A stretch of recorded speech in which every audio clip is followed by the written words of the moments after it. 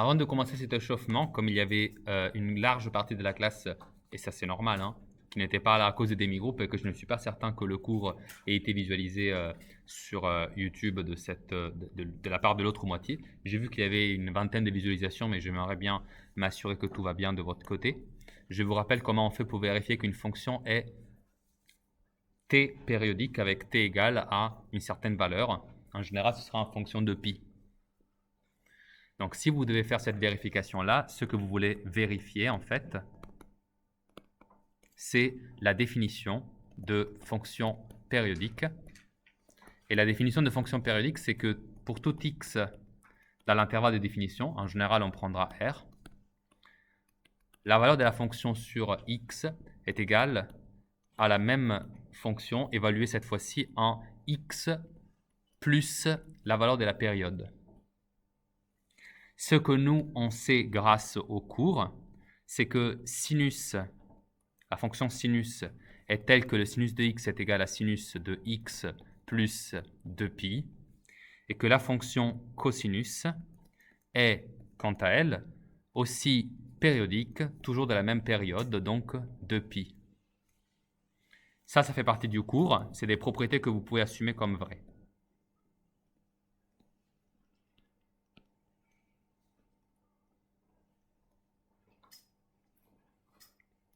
Si on vous demande donc de vérifier la définition de périodicité pour une certaine fonction en vous indiquant quelle est donc la période choisie, ce qu'il faut faire, c'est juste de vérifier cette égalité-là.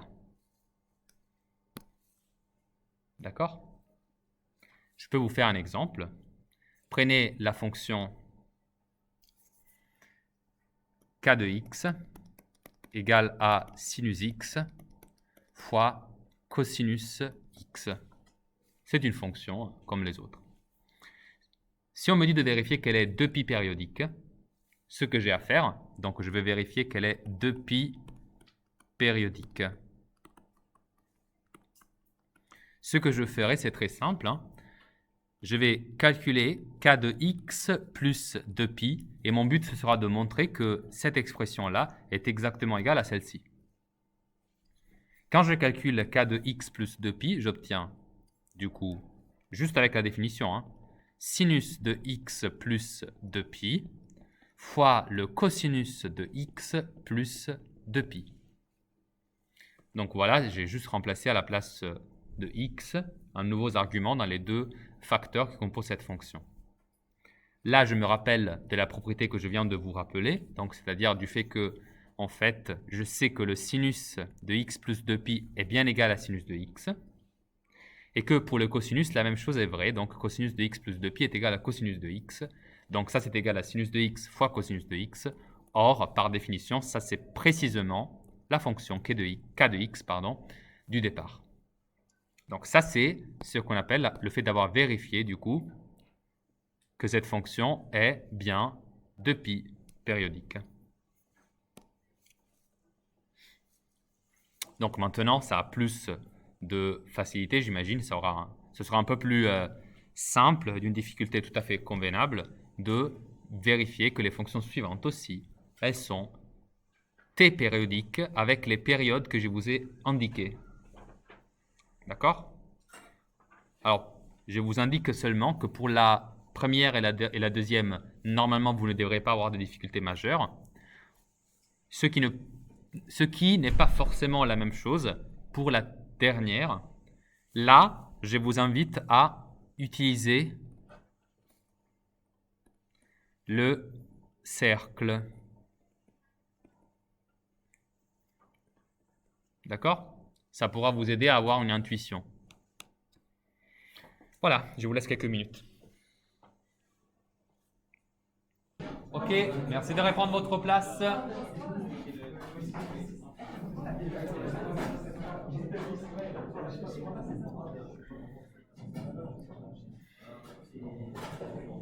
Alors,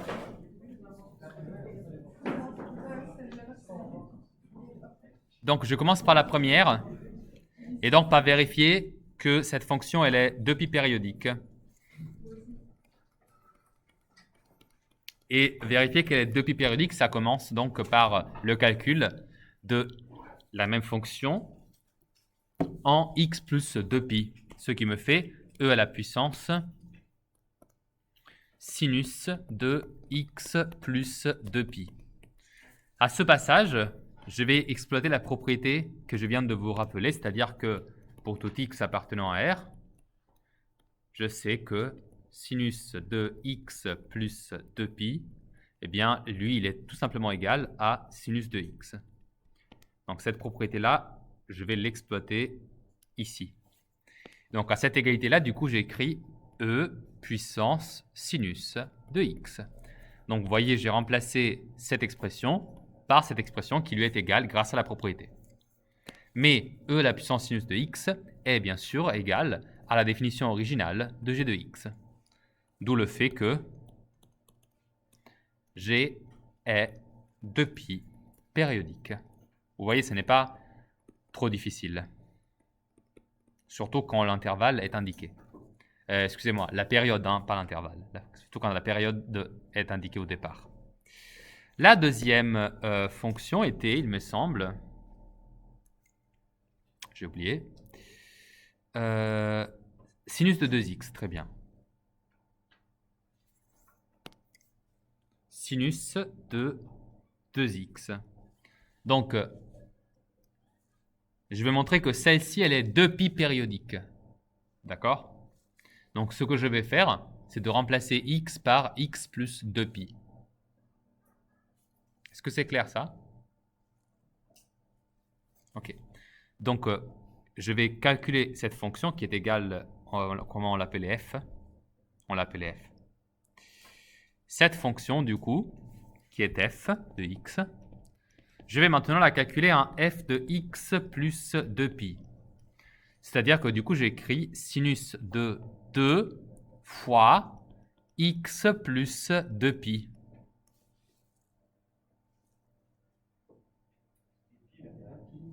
Oh, pardonnez-moi, c'était pi? Oui, oui, bien sûr, vous avez raison. Je vais donc la calculer en pi, pardonnez-moi. Tac. Hop là. Voilà, donc je remplace x plus pi à la place de x. Et là, je calcule, donc ça fait sinus de 2x plus 2pi. Et là, je vous rappelle encore une fois, on avait la même propriété, hein, c'est-à-dire que sinus de x plus 2pi est égal à sinus de x pour tout x appartenant à R. Alors, je l'exploite, du coup, cette propriété, sur 2x plus 2pi. Ce qui veut dire que c'est comme si je prenais ce 2x à la place de x dans cette formule. D'accord? C'est juste une question de notation. Ça, c'est le sinus de quelque chose plus 2pi. Et donc, je sais qu'il doit forcément être égal au sinus de quelque chose. Et le quelque chose ici, ça s'appelle 2x. Donc, je le réécris pareil. Ça, c'est vrai, même si dans la formule a été écrite pour sinus de x plus 2pi. C'est juste parce que x, ça n'a pas du tout le même rôle. Dans la formule, x, c'est n'importe quel angle, donc c'est l'angle quelconque, hein.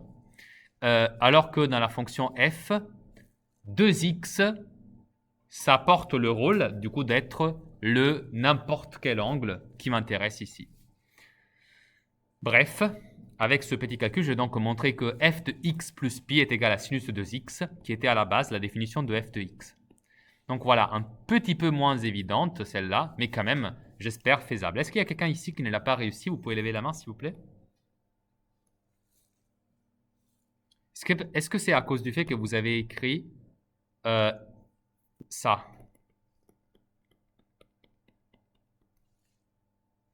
D'accord, ok. Vous remplacez du coup x par x plus t, avec ici t égale à pi. D'accord? Donc, bien sûr, ça c'était l'erreur. L'exercice est écrit pour vous faire faire cette erreur une fois ici, pendant qu'on est là, et comme ça, vous ne la faites plus jamais. D'accord? Ça, c'est l'idée. Bon, le dernier, c'était celui-là un poil plus intéressant, et aussi, il faut un peu plus de créativité. car je vous demande la tangente.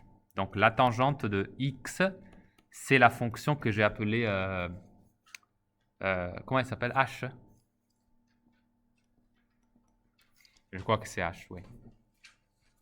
Oui, c'est ça. Bon, donc ça c'est h de x.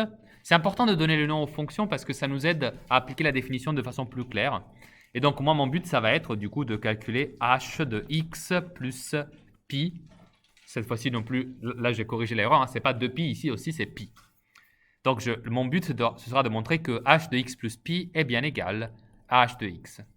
Alors pour faire ça, je commence du coup par écrire tangente de x plus pi. Qu'est-ce que c'est la tangente? C'est sinus divisé par cosinus. Et n'oubliez pas, hein, à chaque fois, c'est du coup sinus de, même argument que la tangente, c'est x plus pi, cosinus de x plus pi, pareil. Et une fois qu'on arrive là, on est un peu bloqué. Parce que qu'est-ce qu'on peut faire maintenant? C'est ça la question. Alors pour savoir quoi faire, c'est la raison pour laquelle je vous l'avais écrit, essayons de déduire quelque chose d'intéressant sur les fonctions sinus et cosinus, quelque chose que vous n'aviez peut-être pas encore remarqué, mais quelque chose de vrai tout de même. Si vous faites votre agréable cercle trigonométrique,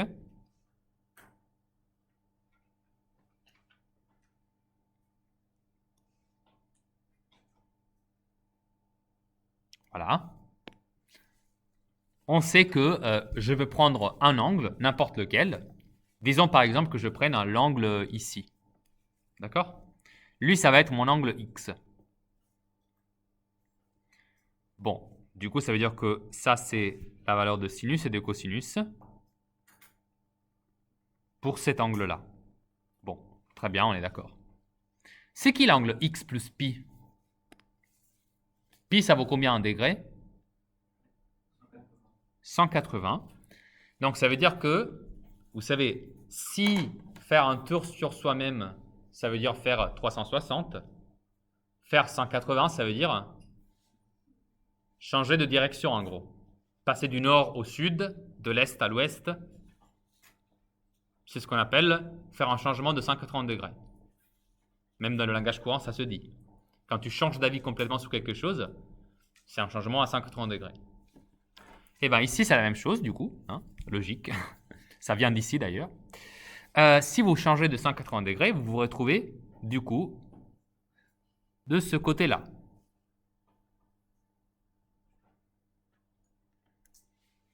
L'angle de la grosse flèche, c'est l'angle x plus pi. Bon, mais pourquoi je vous fais faire ça? Parce que, avez-vous pensé du coup à regarder maintenant quelles sont les valeurs de sinus et de cosinus par rapport aux valeurs initiales, bien sûr. L'inverse, est-ce le bon mot? L'opposé. En effet, la chose que l'on remarque, c'est que là, j'avais cosinus de x, du coup, et bien de cet autre côté-là, ce sera égal à moins cosinus. Et la même chose, elle est vraie pour le sinus, qui passe de là à son opposé. Donc, une nouvelle propriété que vous pouvez d'ailleurs marquer, hein, c'est le fait que cosinus de x plus pi est égal à moins cosinus de x, et que le sinus de x plus pi est égal à moins sinus de x. Ça, c'est une règle qui est vraie en général pour tout x, donc appartenant à R.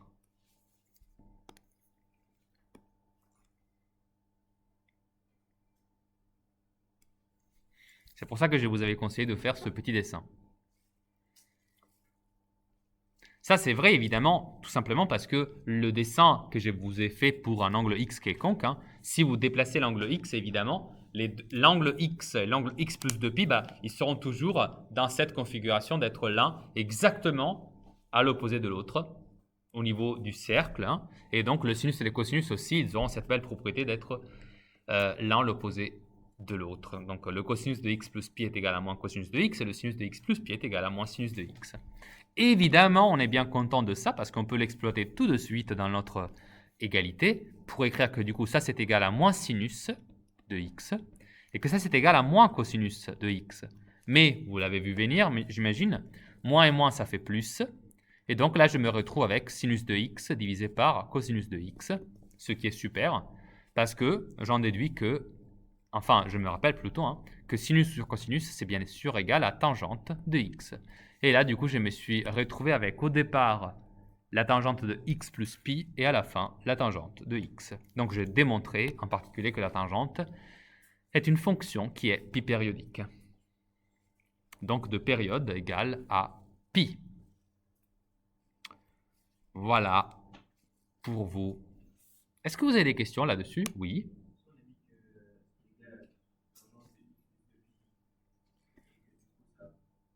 Bah, du coup, tu as démontré que la tangente elle est 2 pi périodique. Alors, regarde, tu es logique. Une journée est périodique de période 24 heures. D'accord? Dans 24 heures, ça va être à nouveau 14h25. Mais je te pourrais aussi dire qu'une journée, elle est 48 heures périodique. Parce que dans 48 heures, il va être à nouveau 14h25. Et ça, c'est la même chose, tu vois. En gros, comme tu fais 2 tours, parce que tu dis que c'est 2 pi périodiques et pas pi périodique, bien sûr, ça reste vrai, parce que tu as pris un multiple de la période la plus petite. Mais ce qui est réellement intéressant, du coup, dans une fonction périodique, c'est de trouver la période la plus petite possible. On est bien d'accord, ce serait un peu bizarre de affirmer avec haut et fort que les journées sont 48 heures périodiques. C'est pas tellement pratique, tu vois. Et là, c'est la même chose. Mais du coup, c'est vrai, tu peux l'affirmer, c'est juste que c'est inutile. Okay. Bon, écoutez, on a fait du coup la propriété d'une fonction pour une fonction d'être périodique, la propriété pour une fonction d'être paire, la propriété pour une fonction d'être impaire, et je vous ai déjà raconté donc de comment résoudre une équation avec la trigonométrie. On est donc à la fin du chapitre sur les fonctions trigonométriques, et donc il faut tout rassembler, toutes ces notions, il faut les mettre ensemble, et être capable maintenant d'étudier des fonctions trigonométriques et d'en faire l'étude de fonctions, c'est-à-dire l'étude qui nous permet, avec les dérivés et avec quelques inéquations intelligentes, de déduire l'allure d'une fonction graphique à partir de son expression algébrique. Alors, je vous propose 2 exercices du coup qui vont dans ce sens, je pense que ces 2 exercices-là sont assez compliqués pour qu'ils nous occupent la plupart du temps de cette heure-là. Alors, je ne voulais pas commencer par celle-là, je voulais commencer plutôt par celle-là, voilà, par celle-ci, pardon. Alors, on a une fonction, regardez ça, c'est un exercice du départ du chapitre. Vous voyez qu'il est composé en plusieurs questions, dont certaines qui sont plutôt évidentes. Par exemple, on commence par vous dire de montrer que f est période avec une période égale à 2pi. Vous lisez l'expression et déjà vous voyez, je pense, ce qu'il faut faire. Ce n'est pas ouf, c'est normal. Ensuite, on vous demande de faire des déductions sous la courbe. Je pense que ça aussi, ça va. Périodique, ça veut dire juste se répéter en fait. Et donc, vous avez la conclusion, c'est la question 1c. Ensuite, il vous guide, il vous demande de déterminer l'expression de la dérivée f' de x, de montrer que f' de x a un certain signe, et ensuite de dresser le tableau des variations, et à la toute fin, représenter la courbe sur l'intervalle 0,2pi. Alors, toutes ces tâches sont classiques, mais je le reconnais, le fait que ce soit une fonction trigonométrique, évidemment, ça peut peut-être poser quelques petites difficultés. Rien de bien grave, mais bon, prenez donc le temps de le faire. Je vais vous chronométrer sur, je pense, 9 minutes, ça devrait suffire. Et ensuite, on va le corriger ensemble. S'il vous plaît, essayez de faire jusqu'au bout. Éventuellement, vous pouvez sauter une question, mais essayez d'aller le plus loin possible avec cet exercice parce que c'est vraiment important pour vous de vous entraîner de façon autonome là-dessus. Cette page, c'est la page 275 de mémoire. Je peux te contrôler ça si tu veux dans un instant. 277, tu vois, mais je m'étais trompé. vous avez eu pas mal de temps. Je pense qu'il y a deux étapes qui sont vraiment très importantes, hein. C'est déjà d'être capable d'effectuer la dérivation. Ça, c'est super important. Et vérifier la périodicité, je pense que ça ne devrait pas avoir été un problème. Mais si vous avez assuré ces deux étapes, hein, vous pouvez vous estimer déjà satisfait. Alors, nous avons du coup 1 sur, donc c'est le nom de notre fonction f de x, 1 sur le sinus de x plus 2. J'aimerais commencer par une remarque intéressante. Vous vous rappelez de quand on a parlé longtemps du théorème des... Eh bien, à ce moment-là, pour le théorème d'encadrement ou le théorème des gendarmes, hein, on a souvent travaillé avec les encadrements des sinus et cosinus. Or, vous savez que du coup, ici, on peut se rappeler du fait que... Donc ça, c'est bonus, hein, ce n'était pas demandé, hein, mais c'est quand même intéressant pour vous, parce que dès que vous écrivez ça, il faut commencer à développer des réflexes de compréhension de l'objet que vous avez sous les yeux. Et ici, le bonus que vous pouvez vous-même vous offrir, c'est le fait que, vous le savez, moins 1 est inférieur ou égal à sinus de x, inférieur ou égal à 1.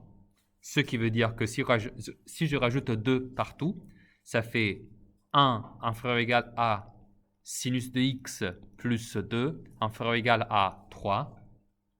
Et que si maintenant vous passez à l'inverse partout, c'est-à-dire vous faites 1 sur x, 1 sur x, 1 sur x, vous savez, cette opération, ça consiste du coup à prendre l'inverse partout. Donc ça devient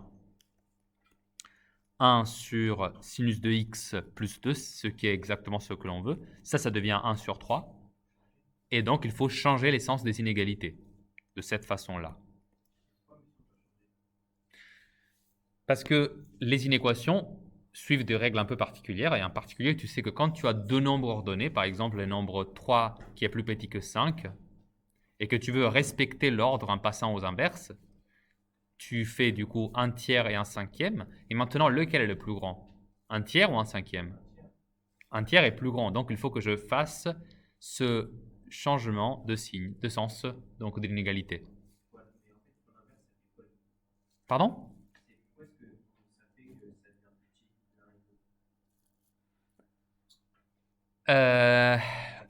En fait, tout peut se ramener à l'analyse de la fonction inverse. Donc celle-là, tu te rappelles? D'accord? Et c'est juste en étudiant cette fonction-là que tu peux te rendre compte de ça. D'accord? Ça revient en fait que la fonction inverse est une fonction qui est toujours décroissante. C'est vraiment ça qui fait que ce qui a lieu est vrai. Mais bon, ce n'est pas le sujet. D'accord? En tout cas, c'est à cause du fait qu'elle est tout le temps décroissante. Bref, pourquoi ça c'est intéressant? Parce que ça déjà, ça nous donne une idée de comment elle va se comporter notre fonction. Ça va être une fonction du coup qui restera toujours coincée entre 1 tiers, 0,33, et 1. Ce qui est déjà pas mal du tout comme résultat. D'accord? C'est pour ça que je voulais vous le dire, même si on va en fait le découvrir tout à l'heure de façon complètement indépendante. Bon, maintenant, la périodicité, du coup, je vous avais dit c'était l'étape numéro 1 et donc une étape très importante. Je calcule du coup f de x plus 2pi. Ça me fait 1 divisé par le sinus de x plus 2pi plus 2. Ici, je peux appliquer la propriété que je sais, c'est-à-dire sinus de x plus 2pi égale à sinus de x tout simplement. Et donc ça fait 1 sur sinus de x plus 2. Et donc ça, c'est égal à f de x, bien sûr. Donc la fonction f, elle est périodique, de période 2pi. Ce qui fait que dans les questions 2 et 3, hein, ça veut dire que du coup, l'allure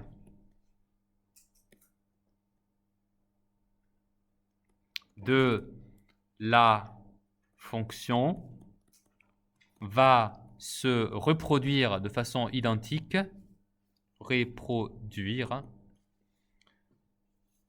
à chaque intervalle d'ampleur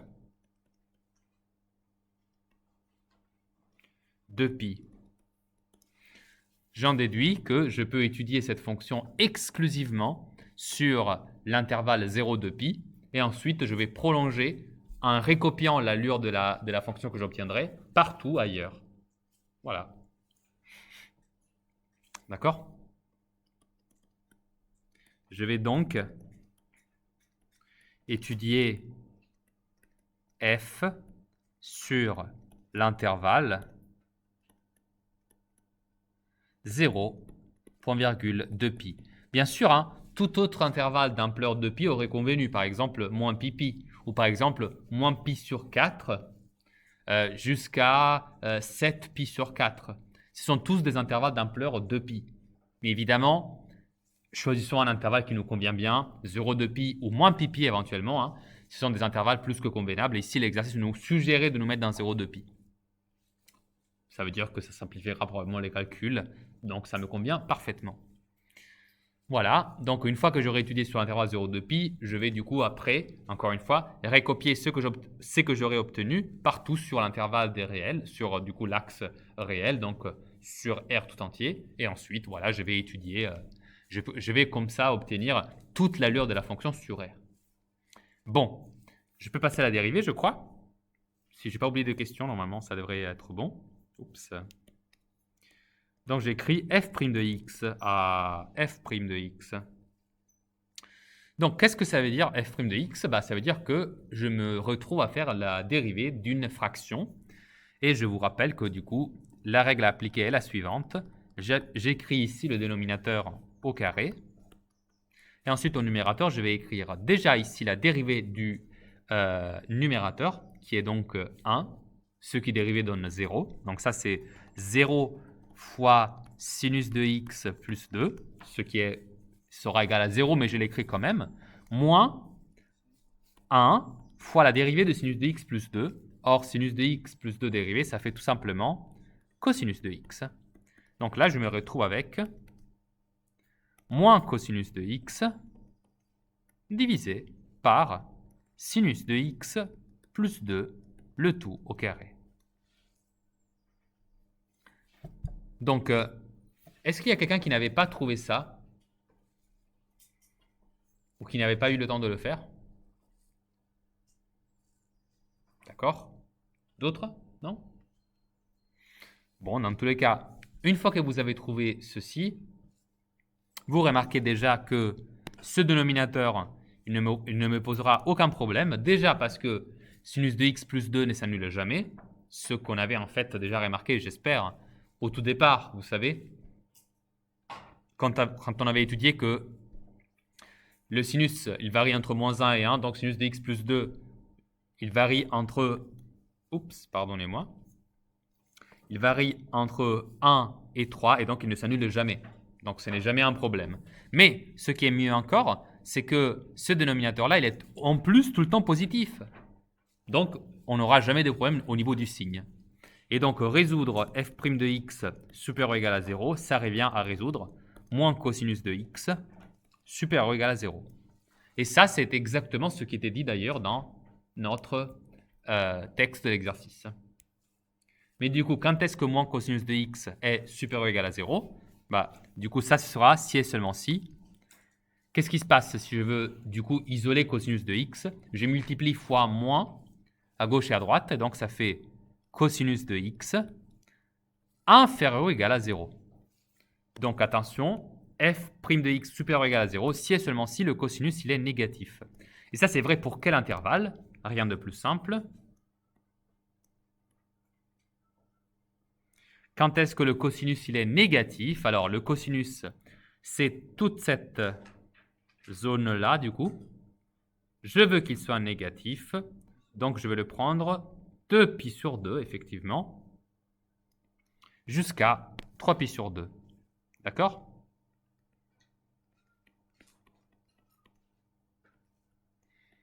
J'ai vous fait remarquer que j'ai sélectionné cette expression des angles, justement, pour être sûr de rester dans l'intervalle 0,2π. Donc, ça veut dire que dans cet intervalle-là, f' va être quand même positive, hein, ne l'oubliez pas. Bon, je crois que j'ai assez d'informations maintenant pour tracer mon tableau des variations.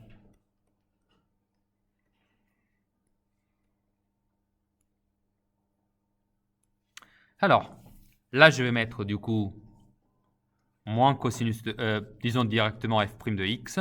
Hein. je vais me mettre entre 0 et 2pi. Et donc, là, je vais marquer pi sur 2, et là, je vais marquer 3pi sur 2.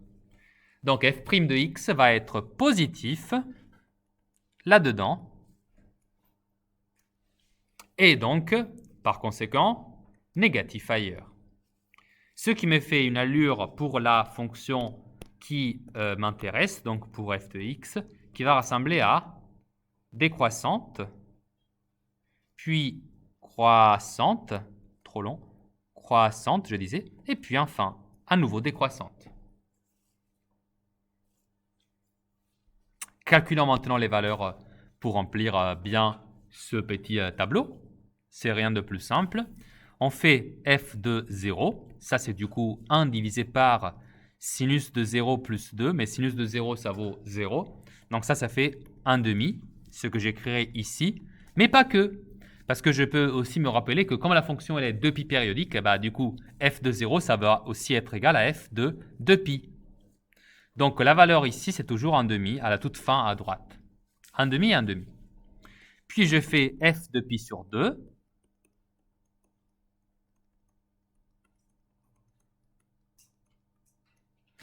Or, sinus de pi sur 2 est égal à 1. Donc ça, c'est égal à 1 divisé par 1 plus 2. Donc ça fait 1 tiers. D'accord? Ce qui est tout à fait cohérent parce que je passe du coup 1 demi jusqu'à 1 tiers. Donc c'est vraiment décroissant. Ça c'est cohérent avec la flèche que j'ai déjà tracée. Et enfin, je trace f de 3pi sur 2 qui va donc me donner comme résultat. Bon, vous l'avez vu venir maintenant, j'imagine. 1 divisé par moins 1 plus 2, parce que sinus de 3pi sur 2 est égal à moins 1. Et donc ça fait 1 divisé par 1, et donc ça donne 1 au final. Voilà donc tout ce que j'ai obtenu dans mon tableau des variations et qui me résume le comportement de ma fonction. Alors, je pourrais aller encore plus loin et calculer la dérivée seconde pour étudier la convexité et la concavité du coup. Mais bon, je vais me limiter, je vais éviter de faire cela. D'accord? Tout simplement parce que ce n'était pas demandé. Mais voilà, si jamais voilà, ça aurait été une question possible. Donc, je vais essayer maintenant de tracer cette fonction. Vous me dites, hein, si jamais vous n'arrivez pas à voir ou vous avez des difficultés, hein, n'hésitez pas. Donc, il avait des contraintes. Il disait que sur... attendez, non, qu'est-ce qu'il disait? Je ne me rappelle plus. C'était sur les abscisses qu'il fallait... Voilà, 1 cm, une unité sur les abscisses et 4 sur les ordonnées. Ok.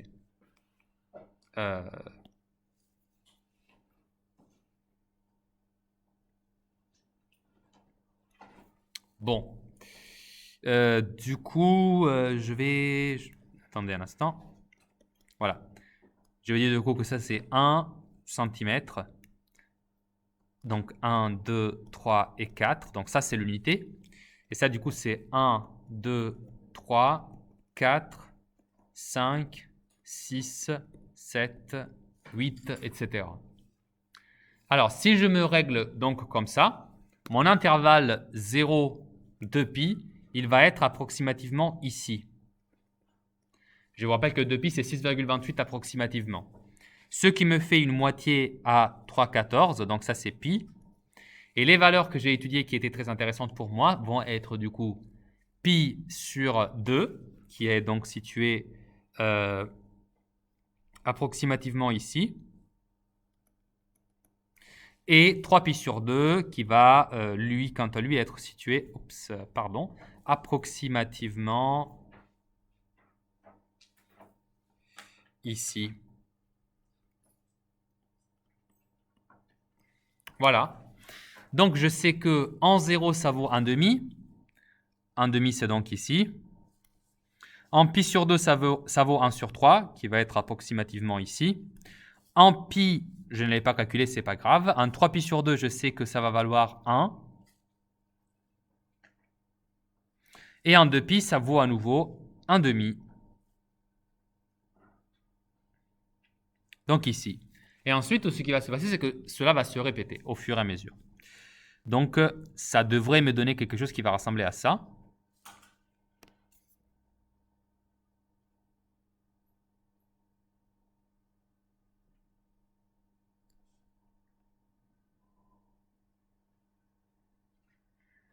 Voilà. Quelque chose comme ça. Je peux améliorer le trait ici, excusez-moi. Du coup, je le fais. Voilà. Comme ça devrait être un peu plus réaliste.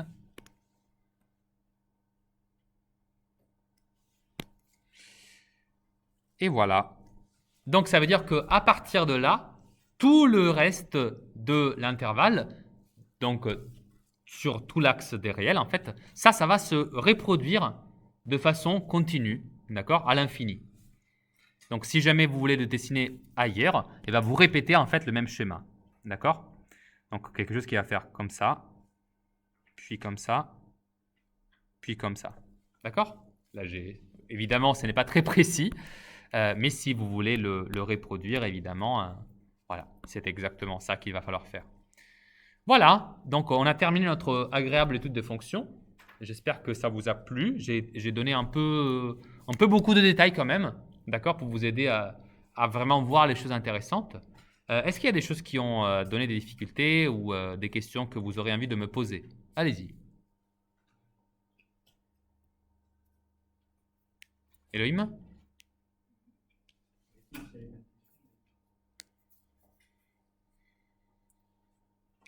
Est-ce qu'il y a quelqu'un qui n'avait pas réussi le tableau des variations?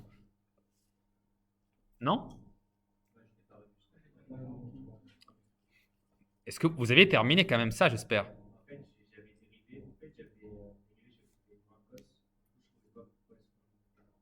Ah.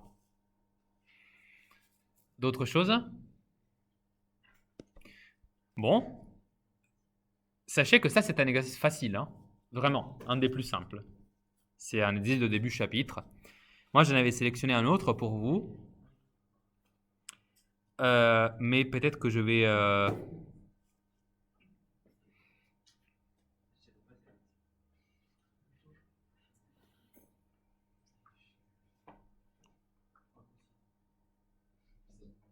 Est-ce que vous serez capable de me faire le 64? Ça, c'est un plus d'un niveau de difficulté bac. Petite remarque intéressante, hein. Il y a une vérification supplémentaire à effectuer dans celui-là qui m'intéresse en fait. C'est le fait que la fonction, elle est 2π périodique. Ça va être, encore une fois, ça va être super facile à faire. Je disais que ça va être super facile à faire, la 2π périodicité. Mais la partie compliquée, hein, ça va être un peu plus compliqué de montrer que f n'est ni pair ni impair. Pour montrer qu'elle est ni paire ni impair, vous calculez juste f de moins x et vous vérifiez que f de moins x, c'est ni égal à f de x, ni égal à moins f de x. Comme ça. Ce sera égal à autre chose, tout simplement. Mais du coup, prenez le temps de faire ce calcul en exploitant les propriétés de parité et disparité des fonctions sinus et cosinus. Ensuite, regardez, il vous demande de montrer que f est dérivable, c'est bon, mais de montrer que ça, c'est la dérivée. Ce qui, c'est un calcul, hein, bien sûr. C'est faisable, mais il faut le faire. D'accord? Mais du coup, pour vous aider, il vous dit qu'est-ce que vous devez trouver comme dérivée. Et s'il vous dit qu'il faut trouver ça, ensuite, il va vous aider en vous indiquant quoi résoudre comme inéquation pour déduire le signe de f' de x. Donc vous voyez, c'est quand même guidé. C'est juste qu'il y a des tâches un peu plus épineuses, avec des calculs pas faciles. La dérivée précédente était clairement plus facile. Celle-là, elle va demander un poil supplémentaire d'attention. Voilà. Et elle n'est pas non plus impossible, hein. Ok? Alors, faites-le rapidement parce que malheureusement, je n'ai pas beaucoup de temps pour vous donner la correction ensuite. Alors, à cause des contraintes temporelles, comme il me reste 6 minutes seulement, il faut vraiment que je commence à vous donner des indices sur la correction, d'accord? Désolé. Donc, cette fonction, c'est la fonction cosinus. Oui. Donc, cette fonction, je disais, c'est la fonction f de x égale à cosinus fois 1 plus sinus de x. Alors, elle est définie sur 0π, mais certaines des propriétés vont quand même notamment la 2pi périodicité, ça va dépasser du coup l'intervalle 0pi, mais bon, ce n'est pas très grave. Donc pour la périodicité d'abord, je vais du coup calculer f de x plus 2pi et montrer que ça c'est vraiment égal à f de x. Alors c'est vraiment, maintenant j'espère, hein, c'est toujours la même histoire, c'est toujours la même soupe, on la remange juste avec différents condiments, mais c'est pareil. Ça c'est du coup cosinus de x plus 2pi, et je sais déjà que ça va être exactement égal à cosinus de x, hein. C'est parce que cosinus est elle-même 2pi périodique. Donc, multiplié fois 1 plus le sinus de x plus 2pi. Mais encore une fois, ici, x plus 2pi, hein, dans le sinus, ça va me donner 1 plus sinus de x. Donc, vous pouvez tout de suite conclure que ça vous fait exactement f de x et que donc, check, f est 2pi périodique. C'est tout un autre paire de manches de montrer qu'elle est ni paire ni impaire, car là, ce qu'il va falloir jouer, c'est le fait de calculer la valeur de f de moins x. Donc, notre but, ça va être de montrer que ça va être égal ni à f de x, ni à moins f de x. Car dans ce cas-là, ça aurait été la parité. Dans ce cas-là, ça aurait été la disparité, donc paire et impair. Donc ça, c'est pour résumer, c'est ce qu'on va faire. Donc je commence par le calcul direct, hein, de f de moins x. Et donc ça fait cosinus de moins x fois 1 plus sinus de moins x. Ce qui est bien, c'est que moi je sais des choses sur la fonction sinus et sur la fonction cosinus. En particulier, ce que je sais sur la fonction cosinus, c'est que justement, cosinus est une fonction paire. Et que, sinus est impair. Autrement dit, je sais que cosinus de moins x, ça va me donner précisément cosinus de x. Et que, par contre, sinus de moins x va me donner moins sinus de x. Mais vous voyez, là, nous sommes dans la condition de n'avoir obtenu ni f de x, qui aurait demandé que ici, il y ait le signe plus, ni moins f de x, qui aurait demandé que ici, il y ait un signe moins, par exemple. Et comme c'est ni l'une ni l'autre possibilité, donc comme ça c'est ni égal à f de x, et c'est aussi différent de moins f de x, alors nous avons que la fonction f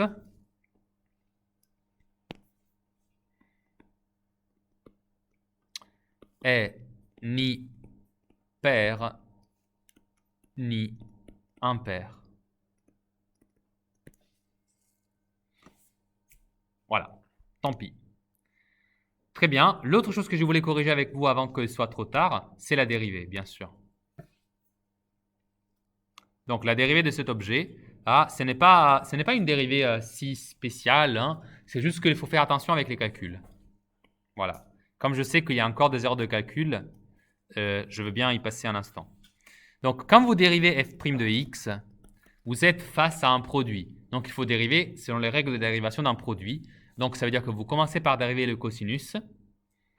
C'est quoi la dérivée de cosinus? C'est moins sinus, qui va donc multiplier 1 plus sinus de x, qui n'est pas dérivé quant à elle. Et à ça, je vais rajouter, cette fois-ci, cosinus de x reste pareil, et je dérive 1 plus sinus de x. Et ça va me faire comme dérivée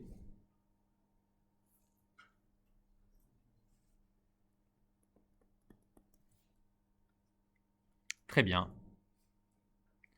Donc si tout s'est bien passé, vous devrez avoir un objet de ce type-là. D'accord?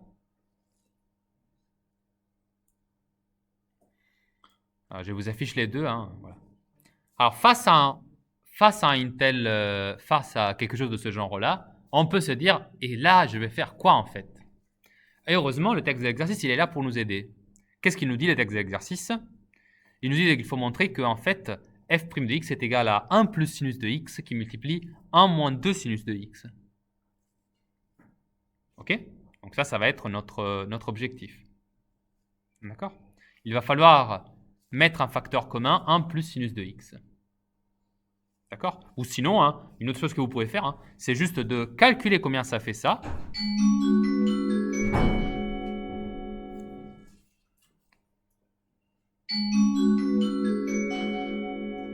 Je disais, de calculer qu'est-ce que ça fait ce produit et de vérifier que en fait, on a exactement ça sous les mains.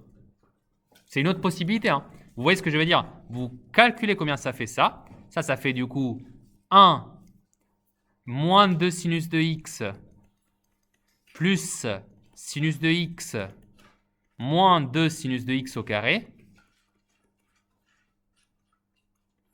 Et vous montrez que vous retrouvez exactement la même chose quand vous regardez l'autre dérivée.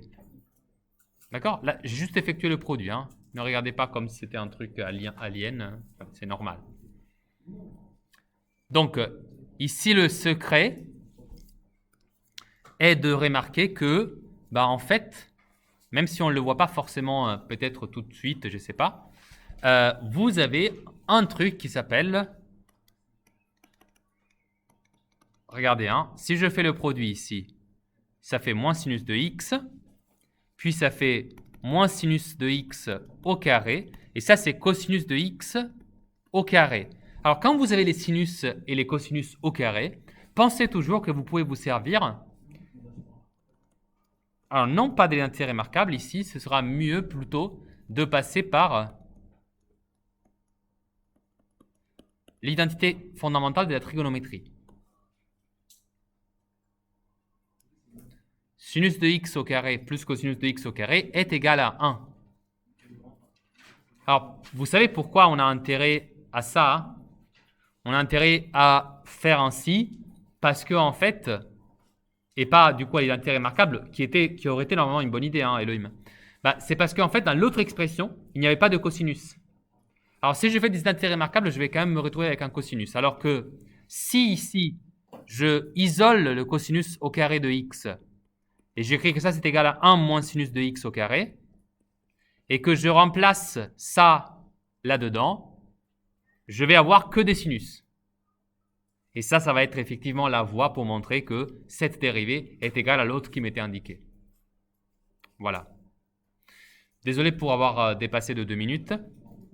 Je vous affiche les exercices et les informations pour la semaine prochaine. Voilà, j'ai sélectionné 2 exercices. Sachez qu'ils seront corrigés avant le contrôle. Le contrôle de mardi ne sera pas dans la première demi-heure. D'accord? Vous comprenez ce que je dis ou pas? Ce sera dans la toute dernière demi-heure.